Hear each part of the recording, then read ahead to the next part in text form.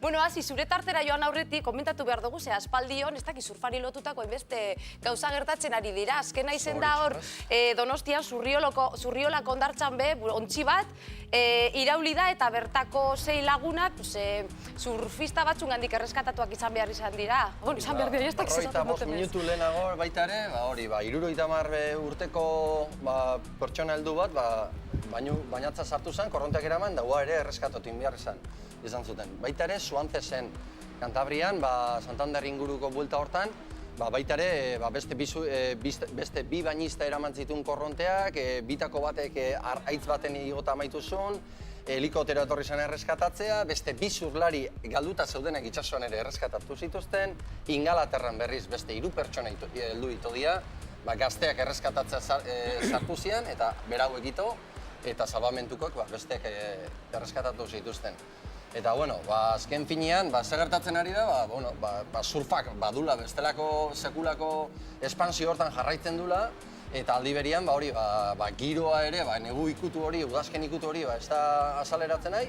Eta, giro oparua, olatu itxobikainak, haize lehorretik handatorren haize politiakin horraztuak, eta, azkenean oso tentagarria egite zaigu uretaratzea, baina, karo, ez baldin badakigu itxaso irakurtzen eta arrisku horiek detektatzen, nola dakigu arrisku hori horrez da hola, ezta? Kontu handiagaz ibili eta prekauzion esaten dana. Bueno, hasi, pila gustatu zitzaigun lehengo astean ekarri zen digun bideoa goratzen zazu mendiat hori, eta uste dut, aste honetan zerbait ekarri diguzul, ez da? Beste bideo ikusgarri bat ekarri zuet, ze hain zuzen bakizun, nahi rollo morbo ekstremo hori dakatena, biziki erakartzen haula. Eta, hauen gontan, Aaron Fothering Game izeneko mutiko batek egiten dituen erronkak gerturatu izkizuet. Erronkak egiten ditu gurpila gainen. Eta ez motorren, eta ez auton. Baizik eta beak daka, aulkidun gurpil bat. Elbarritu eda, bera? Elbarritu da Aaron. Eta, hauen gontan zer egin du, jarraian ikusiko deun sekulako erronka bati aurre egin dio. Eta hor ikusten dugu, Aaron, bere zailtasunekin, hori bea elbarria da, esan duen bezala, eta bere zailtasunekin pixkate kontestuan sartzen, ezta? Ordu bere erronka, rampa hortatik bota nahi du, salto egin eta beste errampakin konektatu nahi du. Alegia, transizio politia dakala horren. Baina salto zelan egingo du, bere zilan, ez da? Hori da, aulkian igota salto egingo du, eta, hau ez da, Aaron ez da bestelako elbarri bat, baizik eta bere erronkak eta bere filigranak egiten ditu, disiplina ezberdinetan, baina beti aulki egokitu batekin.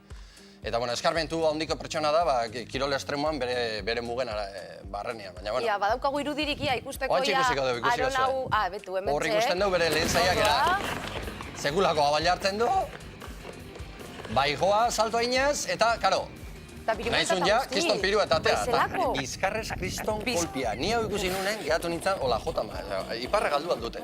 Da, ez leukerun bihar zeu zer bizkarra babestuteko edola? Badu alare, baina ez dakit ni nahiko izango tean, ez dakit, koraza bat, ozea...